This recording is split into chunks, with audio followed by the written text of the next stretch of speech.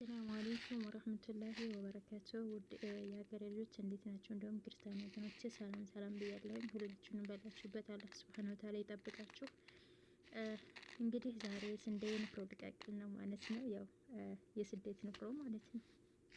ስለዚህ ድንጋይ እየለቀምኩኝ ነው። ድንጋይ አላቅሙኝ እላችኋለሁ ውዶቼ። በተረፈ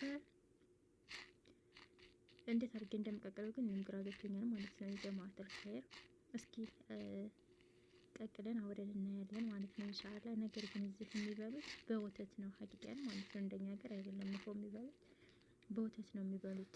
ስለዚህ ማለት ተቀቅሎ ሲያበቃ ጥንፋቱ ራሱ አያጠነፍፉትም ማለት ነው። በደንብ አጥበን ብቻ ነው የምንጨምረው። ያው እንግዲህ እነሱም እንዳገራቸው ይበላሉ፣ እኔም ደግሞ እንዳገሬ ይበላለሁ ማለት ነው። እና የጀማዓተል ኸይር ይሄን ይመስላል። ድንጋዩ ደግሞ ምን እንደሆነ አያስታውቀኝም እላችኋለሁ። እኔም ስንዴን እየነቀምኩኝ ነው። ሳህኑ ራሱ ሲያምር ማለት ነው። እና ያው እንደምታለ ደግሞ የወፍጮ ላዘጋጃለሁ ትንሽ ቆይቼ። ያው እንግዲህ አብራችሁ አዘገጃጁን ማለት ነው። እንግዲህ የትም አንደርስም ከማዘጋጀት ውጭ አድርጌ የተባልኩትን ማድረግ ነው ያለብኝ። ግን ቆሎ አቆይሞ እንዳትሉኝ፣ ግን ቆሎ አይጣፍጥም ሀቂቃን ማለት ነው። ግን አልሞከርኩትም እኔ ቆልቼ። እነሱ ግን የተቆላ ነበረ ከውጭ ተሱቅ የተገዛ ቆልቶ የሚሸጥ ማለት ነው። ግን አይጣፍጥም ወላሂ።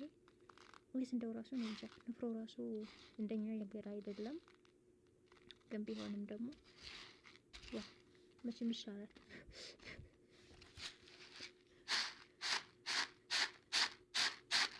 ኧረ እንዳላፈስ ደግሞ እናቴ ረጉድ። እና ይሄንን ይመስላል የጀማዓተል ኸይር እላችኋለሁኝ። ያው የሀገሬን እህል አይቼ ያው ተገርም ያለሁ።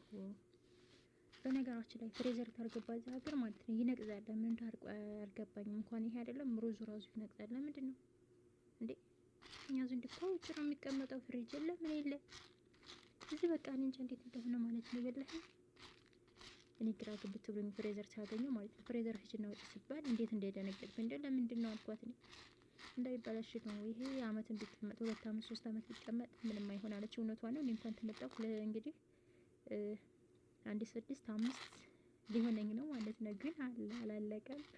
ያው ኩንታሩን ነው ገዝተ ያስቀመጡት ማለት ነው ፍሬዘር ውስጥ እላችኋለሁ ማለት ነው ጀማዓተል ኸይር። እና ዛሬ ንፍሮ ከኔ ጋር ነው ቶሎ ዛሬ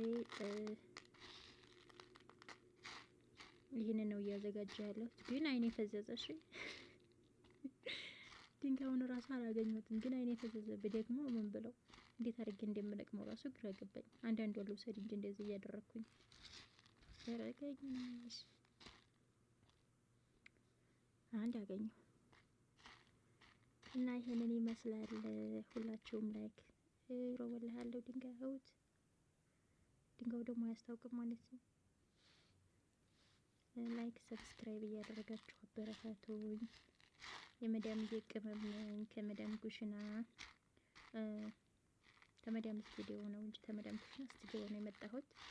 ላይክ ሰብስክራይብ ሼር አድርጋችሁ አበረታቱኝ እላችኋለሁኝ።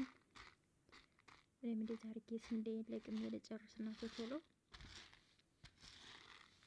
አፈሰስኩት። ደግሞ ረዲያ ማየት ሆነልኝ። እኔ ሲጀመር ድንጋዩን ሳይሉ ወደ ኋላ ሄዶብኛል ማለት ነው።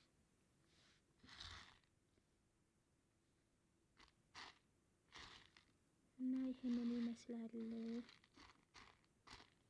ያው እንግዲህ በስሎ እስከምናየው ድረስ እንዴት እንደሚሆን ግን ግራ ገብቶኛል።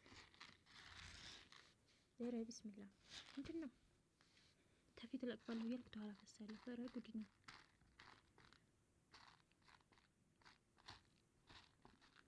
ግን የዚህ ትዝታ ያለበት አንገት አቀርቅሮ እህል ምናምን ሲዘጋጅ ወፍጮ እህል እንዴት ነበር የምንለቅመው? እንደዚህ ነው ትዝታ ያለባችሁ። መቼም ኢትዮጵያዊ ሆናችሁ ትዝታ የሌለበት የለም። ያው አሁን ዘበና መጣሽ ቢሻሻል ማለት ነው። አብሶ የገጠር ልጆች እና እንደዚህ አድርገን ተጨረስን።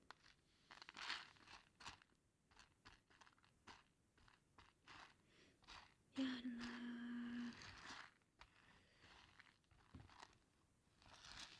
ድርገማው ደግሞ እንደዚህ ላድርግና እስኪ ደግሞ ድንጋይ ተገይቶ ቁቁይ እንዳትልብኝ ሴትዮዋ። ከዚህ ሁሉ በደንብ አድርጌ ማጽዳት አለብኝ ማለት ነው።